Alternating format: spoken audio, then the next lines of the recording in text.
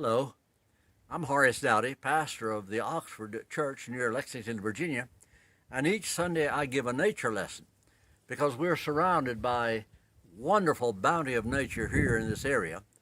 Today I want to talk about the maple tree. I'm standing under a maple tree right now, and what a lot of people don't know is that the maple tree blooms in the spring. In fact, it's one of the first to bloom of all the trees.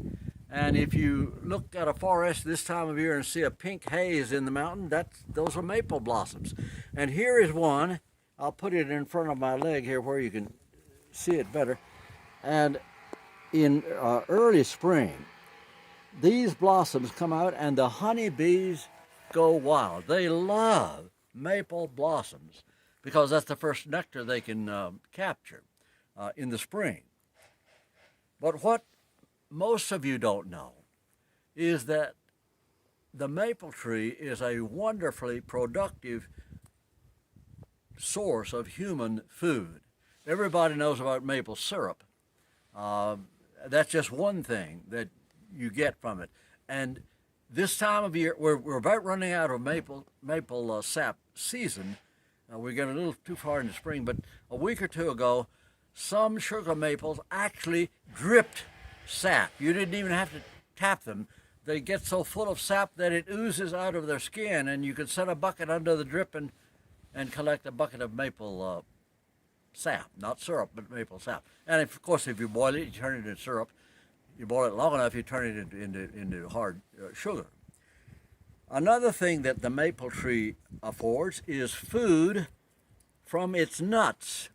Maple seeds have little nuts attached to wings that help them parachute or helicopter to the ground. And those seeds are rich in nutrition. You can eat them raw, you can bake them, you can boil them, you can roast them or fry them, but they're wonderfully tasty, and you can also dry them and grind them into flour and make bread.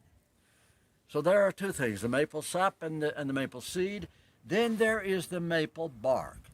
You can peel these young limbs right now, peel slivers of bark off and eat the inner bark, and that is nourishing and nutritious.